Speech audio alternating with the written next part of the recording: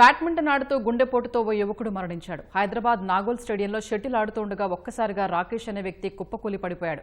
ఆసుపత్రికి తరలించగా అప్పటికే మరణించినట్టు వైద్యులు తెలిపారు. మరిన్ని వివరాలు మా ప్రతినిధి నాగార్జున అందిస్తారు.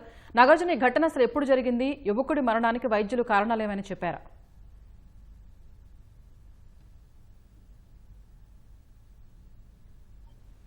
ఈ ఘటనకు సంబంధించి ఆయన గుండెపోటుతోనే మృతి చెందినట్లుగా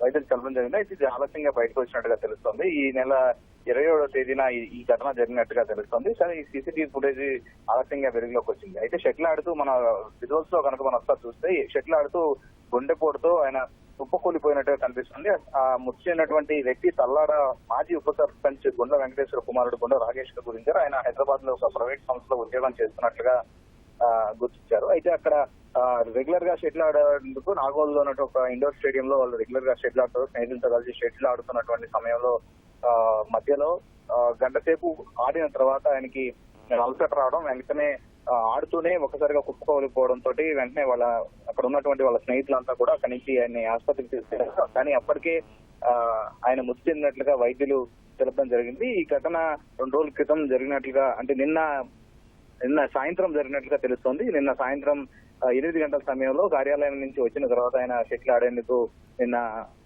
స్నేహితులతో కలిసి షటిల్ ఆడేందుకు అక్కడ వెళ్ళినట్టుగా తెలుస్తుంది. అయితే ఇప్పుడు ఆ ఘటనకు సంబంధించి అయితే మృతదేహాన్ని పోస్ట్ మార్టం ఈ రోజు పోస్ట్ మార్టం తర్వాత మృతదేహాన్ని వాళ్ళ కుటుంబ సభ్యులకు అప్పచెప్పనున్నారు. ఆయన స్వస్థలం తల్లాడ, ఖమ్మం జిల్లా తల్లాడ గుర్తించారు. అక్కడ ఉప సర్పంచ్ కుమారుడుగా గుర్తించారు. ఆయన హైదరాబాద్ లో ఒక సాఫ్ట్వేర్ కంపెనీలో పనిచేస్తున్నారు. ఆయన 25 ఏళ్ల వయసులోనే ఇలాంటి ఘటనలు తరచూ ఈ షటిల్ ఆడుతూ క్రికెట్ ఆడుతూ కుప్పకూలిపోవడం చాలా ఘటనలు మనం రెగ్యులర్ గా చూసాం. దీని మీద తీవ్ర ఆందోళన కలుగుతుంది. సో ఇప్పుడు తాజాగా మరొక ఘటన షటిల్ ఆడుతూ ఆయన కుప్పకూలిపోవడం తీవ్ర కలకలం సృష్టించిందని చెప్పాలి. ఇప్పుడు ఒక్కసారిగా వాళ్ళ స్నేహితులంతా ఈ ఘటన తర్వాత భయభ్రాంతులకు గురయ్యారు. అతన్ని ఆయన కాపాడేందుకు అక్కడ సిపిఆర్ చేసేందుకు ప్రయత్నం చేశారు.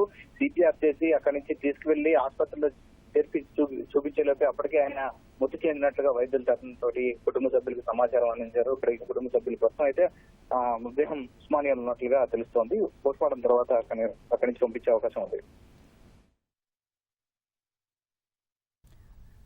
ధన్యవాదాలు నాగార్జున.